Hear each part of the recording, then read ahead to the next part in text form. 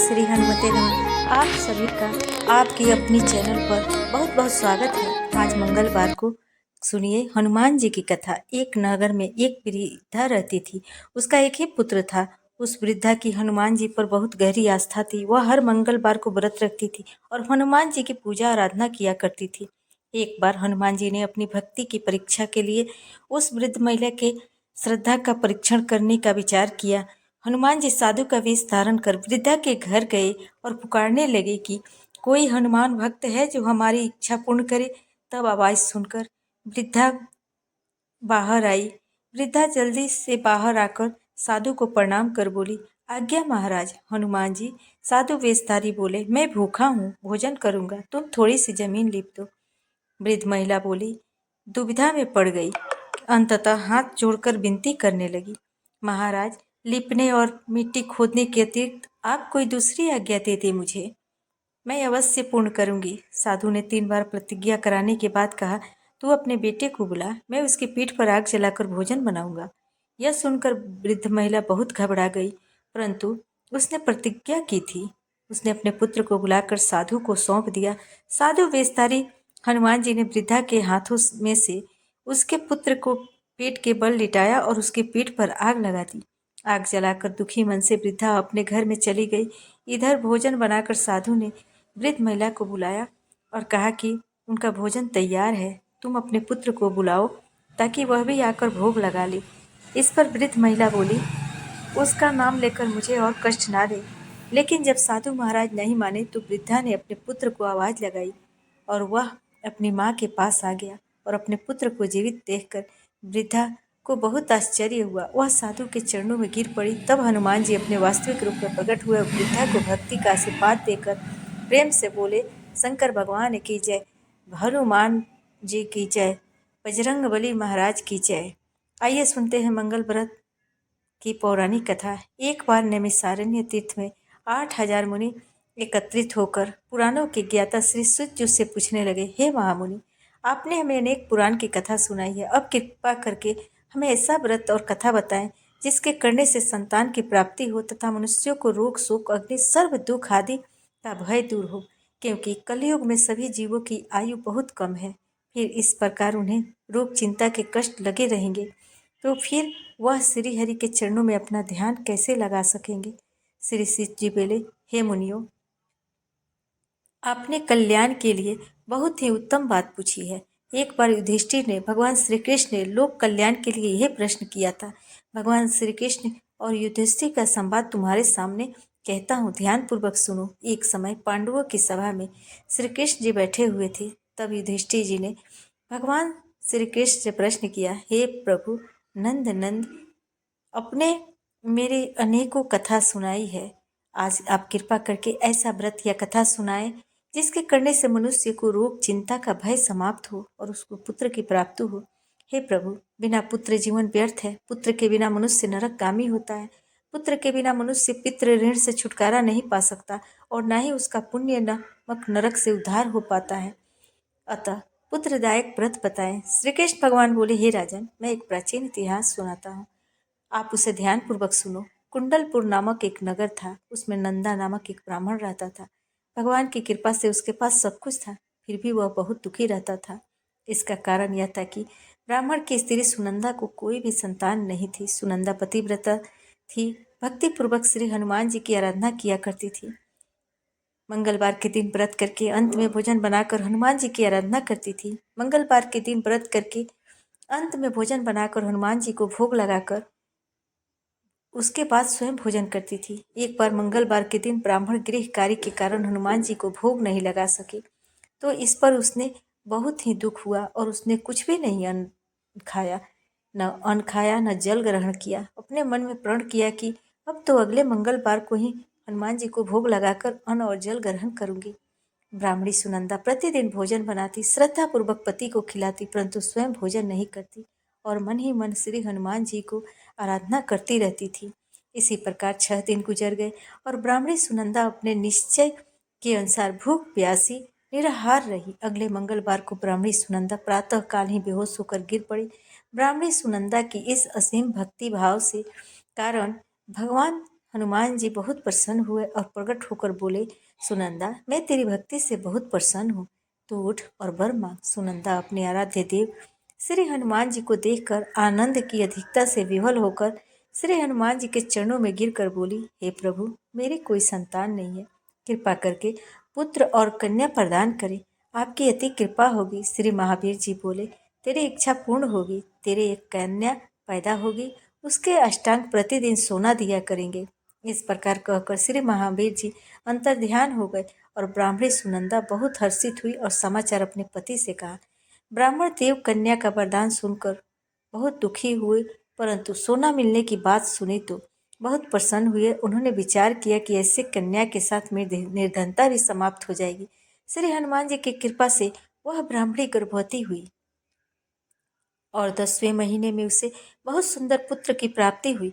यह बच्ची अपने पिता के घर में ठीक उसी तरह बढ़ने लगी जिस प्रकार शुक्ल पक्ष के चंद्रमा बढ़ता है। 10वें दिन ब्राह्मण ने उस बालिका का नामकरण संस्कार कराया। उसके कुल पुरोहित ने उस बालिका का नाम रत्नावली रखा, क्योंकि वह कन्या सोना प्रदान किया करती थी। इस कन्या ने पूर्व जन्म में बड़े ही विधान से मंगल देव का व्रत किया था। रत्नावली का अष्टांग बहुत सा सोना देता था। उस सोने से नंदा ब्राह्मण बहुत ही धनवान हो गया। अब ब्राह्मणी सुनंदा भी बहुत अभिमान करने लगी थी। समय बीतता गया। अब रत्नावली 10 वर्ष की हो चुकी थी। एक दिन जब नंदा ब्राह्मण प्रसन्नचित्त था, तब सुनंदा ने अपने पति से कहा, मेरी पुत्री रत्नावली का विवाह के योग्य हो गई है, इसलिए आप कोई सुंदर और योग्य वर देखकर विवाह कर दें। यह सुनकर ब्राह्मण बोला, अभी तो रत्नावली बहुत छोटी है। तब ब्राह्मणी बोली, शास्त्रों की आज्ञा है कि कन्या 8वें वर्ष में, गौरी 9वें वर्ष में, रोहिणी 10वें वर्ष में, कन्या इसके पश्चात रजस्वला हो जाती है। गौरी के दान से पाताल लोक की प्राप्ति होती है, रोहिणी के दान से वैकुंठ लोक की प्राप्ति होती है और कन्या के दान से इंद्रलोक की सुखों की प्राप्ति होती है। अगर हे पतिदेव, रजस्वला का दान किया जाता है तो घोर नरक की प्राप्ति होती है। इस पर ब्राह्मण बोला, अभी तो रत्नावली मात्र 10 वर्ष की है, तो मैंने तो 116 साल की कन्याओं के विवाह कराए हैं, अभी जल्दी ही क्या है। तब ब्राह्मणी सुनंदा बोली, आपको तो लोभ अधिक हो गया है। लगता है अगर 11वें वर्ष में विवाह नहीं होता तो उसमें मासिक धर्म के रक्त का पिता और बड़े भाई को पान करना पड़ता है। शास्त्रों में कहा गया है कि माता पिता और बड़ा भाई रजस्वला कन्या को देखते हैं तो अवश्य ही नरकगामी होते हैं। तब ब्राह्मण बोला, अच्छी बात है, कल मैं अवश्य ही योग्य वर की तलाश में अपना दूत भेजूंगा। दूसरे दिन ब्राह्मण ने अपने दूत को बुलाया और आज्ञा दी कि जैसे सुंदर मेरी कन्या है, वैसे ही सुंदर वर उसके लिए तलाश करो। दूत अपने स्वामी की आज्ञा पाकर निकल पड़ा। पंपई नगरी में उसने एक सुंदर लड़की को देखा। वह बालक एक ब्राह्मण परिवार का बहुत गुणवान पुत्र था। इसका नाम सोमेश्वर था। दूत ने इस सुंदर और गुणवान ब्राह्मण पुत्र के बारे में अपने स्वामी को पूर्ण विवरण बताया। ब्राह्मण नंदा को सोमेश्वर भी अच्छा लगा और एक शुभ मुहूर्त देखकर विधि विधान के संग कन्या का दान करने के ब्राह्मण संतुष्ट हुए, परंतु ब्राह्मण के मन में तो लोभ समाया हुआ था। उसने कन्यादान तो कर दिया था, पर वह बहुत ही खीन था। उसने विचार किया कि रत्नावली तो अब चली जाएगी और मुझे इससे जो सोना मिलता था अब मिलेगा नहीं, पर मेरे पास जो धन है कुछ तो इसके विवाह में खर्च हो गया और जो शेष बचा है वह भी कुछ दिनों के बाद समाप्त हो जाएगा। मैंने तो इसका विवाह करके बड़ी भूल कर दी है। अब कोई ऐसा उपाय हो, रत्नावली मेरे घर में ही बनी रहे, अपने ससुराल ना जाए। लोभ रूपी राक्षस ब्राह्मण के मस्तिष्क पर छाता जा रहा था। रात भर अपनी सैया पर बेचैनी से करवट बदलते बदलते उसने बहुत ही क्रूर निर्णय लिया। उसने विचार किया कि जब रत्नावली को उसका पति सोमेश्वर अपने घर के लिए जाएगा तो वह मार्ग में छिप कर सोमेश्वर का वध कर देगा और अपनी लड़की को अपने घर ले आएगा, जिससे नियमित रूप से उसे सोना भी मिलता रहेगा और समाज का कोई मनुष्य उसे दोष भी नहीं दे सकता। जब अगले दिन सुबह हुई तो नंदा और सुनंदा ने अपनी जमाई तथा लड़की को बहुत सारा धन देकर विदा किया। सोमेश्वर अपनी पत्नी रत्नावली को लेकर ससुराल से अपने घर की तरफ चल दिया। ब्राह्मण नंदा महालोभ के वशीभूत होकर अपनी मति खो चुका था। पाप और पुण्य का उसे विचार नहीं था। अपने भयानक और क्रूर निर्णय को कार्य रूप देने के लिए उसने अपने दूत को मार्ग में अपनी जमाई का वध कराने के लिए भेज दिया था, ताकि रत्नावली से प्राप्त होने वाला सोना उसे हमेशा मिलता रहे और वह कभी निर्धन ना हो।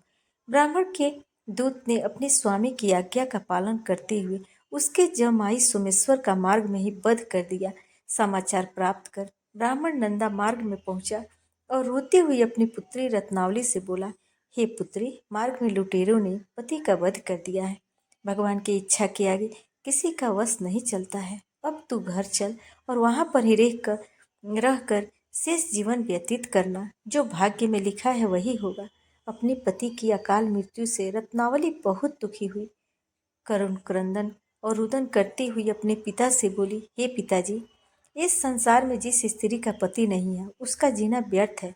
मैं अपने पति के साथ ही अपने शरीर को जला दूंगी और सती होकर अपने इस जन्म को, माता पिता के नाम को तथा सास ससुर के यश को सार्थक करूंगी।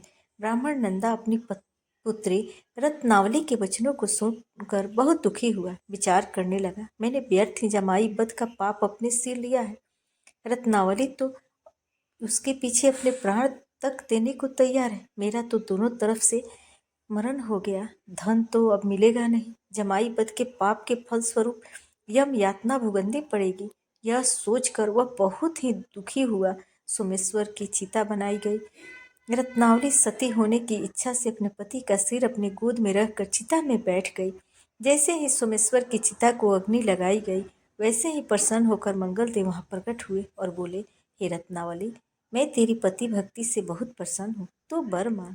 तब रत्नावली ने अपने पति का जीवन दान मांगा। मंगलदेव बोले, रत्नावली, तेरा पति अजर अमर है, यह महाविद्वान भी होगा, और इसके अलावा तेरी जो इच्छा और हो वह वर मांग। तब रत्नावली बोली, हे ग्रहों के स्वामी, यदि आप मुझ पर प्रसन्न हैं तो मुझे वरदान दीजिए कि जो भी मनुष्य मंगलवार के दिन प्रातःकाल लाल पुष्प, लाल चंदन से पूजा करके आपका स्मरण करेगा, उसको रोग व्याधि नहीं होगी, स्वजनों से कभी वियोग नहीं होगा, सर्प, अग्नि तथा शत्रुओं का भय नहीं रहेगा, और जो स्त्री मंगलवार का व्रत करेगी वह कभी विधवा नहीं होगी। मंगलदेव ने तथास्तु कहकर अंतर्ध्यान हो गए। सोमेश्वर मंगलदेव की कृपा से जीवित हो उठा। रत्नावली अपने पति को पुनः प्राप्त कर बहुत प्रसन्न हुई और मंगलदेव का व्रत प्रत्येक मंगलवार को करके व्रतराज और मंगलदेव की कृपा से इस लोक में सुख है स्वर्ग को भोगते हुए अंत में अपने पति के साथ स्वर्ग लोक को गई। प्रेम से बोलिए जय हनुमान जी। आइए अब हम लोग सुनते हैं मंगलवार को सुनी जाने वाली मंगला गौरी माता की पौराणिक कथा। कुरुदेश में शुद्ध कीर्ति नामक एक विद्वान, कीर्तिशाली, शत्रुओं का नाश करने वाला, 64 कलाओं का ज्ञाता तथा धनुर्विद्या में कुशल राजा हुआ था।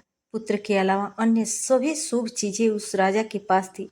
इसलिए वह राजा संतान के विषय में अत्यंत चिंतित हुआ और जब ध्यान पूर्वक देवी की आराधना करने लगा तब उसकी कठोर तपस्या से देवी प्रसन्न हो गई और उससे यह वचन बोली कि हे सुब्रत, वर मांगो।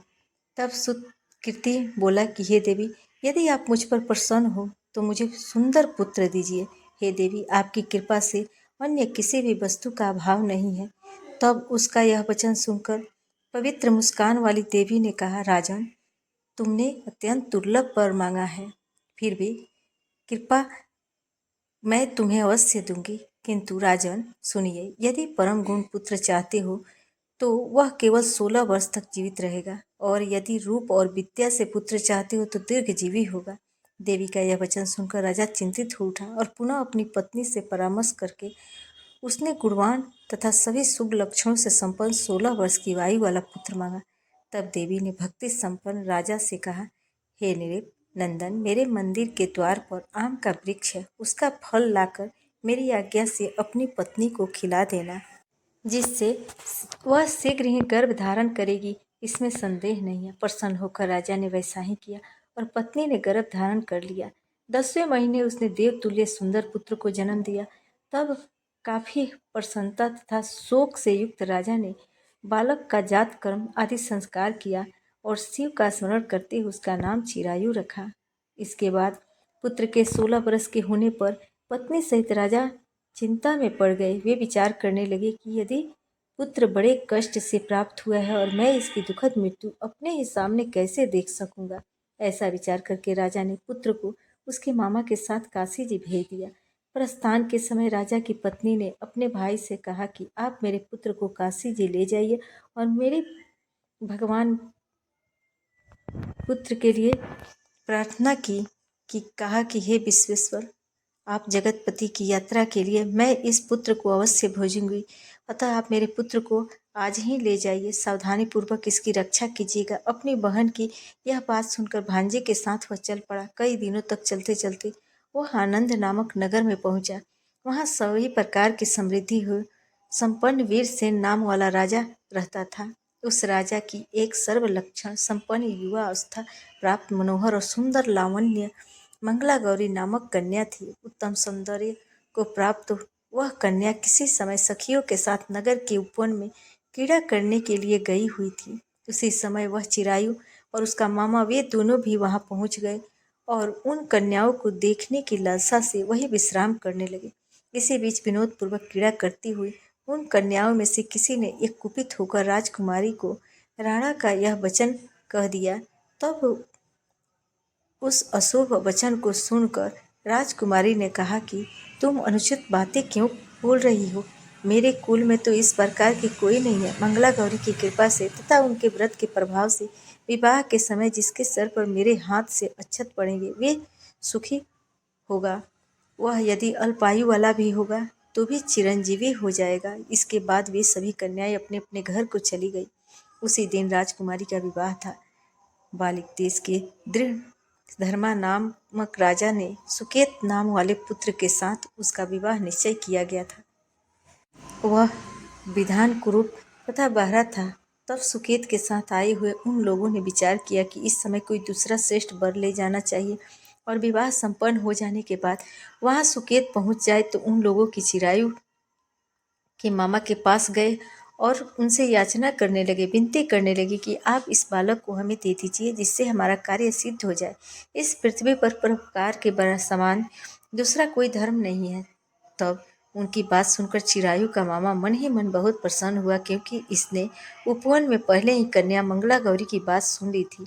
फिर भी उसने एक बार कहा कि आप लोग इसे किस लिए मांग रहे हैं? कार्य की सिद्धि हेतु वस्त्र अलंकार आदि मांगे जाते हैं, वर तो कहीं भी नहीं मांगा जाता। तथापि आप लोगों का सम्मान रखने के लिए मैं इसे दे रहा हूँ। इसके बाद चिरायु को वहां ले जाकर उन लोगों ने विवाह संपन्न कराया। सप्तपदी आदि के हो जाने पर रात्रि में शिव पार्वती की प्रतिमा के समक्ष उस चिरायु ने हर्षयुक्त होकर मंगला गौरी के साथ शयन किया। उसी दिन चिरायु के 16 वर्ष पूर्ण हो चुके थे और अर्धरात्रि में साक्षात काल सर्प रूप में वहां आ गया। इसी बीच संजोग वर्ष राजकुमारी जाग गई। उसने उस महासर्प को वहां देखा और वह भय से व्याकुल होकर कांपने लगी। तभी उस कन्या ने धैर्य धारण किया, 16 उपचारों से सर्प की पूजा की और पीने के लिए उसे दूध दिया। उसने दीनता भरी वाणी में उस सर्प की प्रार्थना की और स्तुति की। मंगला गौरी प्रार्थना करने लगी कि मैं उत्तम व्रत को करूंगी जिससे मेरे पति जीवित रहे, या जिस तरह से चिरकाल तक जीवित रहे। आप वैसा वो सर्प वहाँ से चला गया। इसी बीच संजोग बस राजकुमारी जाग गई और उसने वहाँ महासर्प को देखा। इतने में सर्प वहाँ स्थित एक कमंडल में प्रवेश कर गया और उस मंगला गौरी ने अपनी कंचुकी से उस कमंडल का मुंह बांध दिया। इसी बीच उसका पति अंगड़ाई लेकर जाग गया और अपनी पत्नी से बोला, प्रिय, मुझे भूख लगी है। तब वो अपनी माता के पास जाकर खीर लड्डू आदि ले आई और इसके द्वारा दिए हुए भोज्य पदार्थ को उसने प्रसन्न होकर खाया। भोजन के बाद हाथ धोते समय उसने हाथ की अंगूठी गिर पड़ी। तांबुल खाकर वह पुनः सो गया। इसके बाद मंगला गौरी कमंडल को फेंकने के लिए जाने लगी। यह विधि कैसी है? उस कमंडल में से बाहर की ओर जगमगा रही थी। हार कांति को देखकर वह आश्चर्यचकित हो गई। घट में स्थित उस हार को उसने अपने कंठ में धारण कर लिया। इसके बाद कुछ रात शेष रहते ही चिरायु का मामा आकर उसे ले गया। इसके बाद वर पक्ष के लोग सुकेत को वहां ले आए। उसे देखकर मंगला गौरी ने कहा कि यह मेरा पति नहीं है। तब उन सभी ने उससे कहा कि हे सुबह, तुम यह क्या बोल रही हो? यहाँ तुम्हारा कोई परिचायक हो तो उसे हम लोगों को बताओ। मंगला गौरी बोली, जिसने रात में 9 रत्नों की बनी अंगूठी दी है, उसकी अंगुली में उसे डालकर परिचायक निशानी देख ले। मेरे पति के ने रात्रि में मुझे जो हार दिया था उसके रत्नों का समुदाय कैसा है, इस बात को यह बताए। यह तो कोई अन्य नहीं है। इसके अलावा रात में परस्पर जो बातें हुई, भोजन आदि जो कुछ किया गया उसे भी यह बता दें, तब यह निश्चय ही मेरे पति हैं। इस प्रकार उसका वचन सुनकर सभी ठीक है कहने लगे, किंतु जब जब एक भी बात न मिली तब सभी ने सुकेत को उसका पति होने से निषिद्ध कर दिया और वर पक्ष वाले जिस तरह से आए थे उसी तरह चले गए। उसके बाद अपने वंश को बढ़ाने वाली महान यश से संपन्न तथा परम मनस्विनी मंगला गौरी के पिता ने अन्न पान आदि का सत्र चलाया। उन्होंने वर पक्ष का वृत्तांत कान सुन लिया कि स्वरूप से कुरूप होने के कारण लोगों के द्वारा किसी अन्य को वर के रूप में आदरपूर्वक लाया गया था। तब उन्होंने अपनी कन्या को पर्दे के भीतर बिठा दिया। उसके बाद 1 वर्ष बीतने पर यात्रा करके चिरायु अपने मामा के साथ यह देखने आया कि विवाह के बाद वहाँ क्या हुआ। तब भीतर से उसे देखकर वह मंगला गौरी अत्यंत प्रसन्न हुई और माता पिता से बोली, मेरे पति आ गए हैं। तब राजा ने अपने स्वजनों को बुलाकर पूर्व में कहे गए सभी परिचय को निशानी को देखकर मंद मुस्कान वाली अपनी कन्या चिरायु को सौंप दी। राजा ने श्रेष्ठ जनों को साथ लेकर विवाह का उत्सव कराया। उसके बाद राजा वीरसेन ने वस्त्र आभूषण आदि सोना, घोड़े, रथ और अन्य धन भी बहुत सी सामग्रियां देकर उन्हें विदा किया। उसके बाद कुल को आनंदित करने वाला वह चिरायु पत्नी और मामा को साथ लेकर सेना के साथ अपन नगर पहुंचा। लोगों के मुख से उसे आया सुनकर उसके माता पिता को विश्वास नहीं हुआ। उन्होंने सोचा कि प्रारब्ध अन्यथा कैसे हो सकता है। इतने में वह अपने माता पिता के पास आ गया और स्नेह से परिपूर्ण वह चिरायु भक्तिपूर्वक उनके चरणों में गिर पड़ा।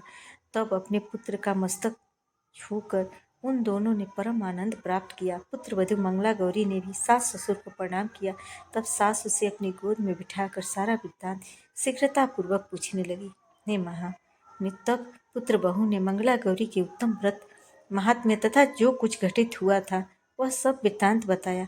जो कोई भी इसका श्रवण करता है या जो इसे कहता है उसके सभी मनोरथ पूर्ण हो जाते हैं, इसमें संदेह नहीं है। प्रेम से बोलिए मंगला गौरी माता की जय, हनुमान जी की जय। अगर आपको यह मंगलवार व्रत की कथा अच्छी लगी हो तो वीडियो को लाइक करिएगा, शेयर करिएगा और चैनल को भी सब्सक्राइब करिएगा। जय श्री कृष्ण राम, जय हनुमान।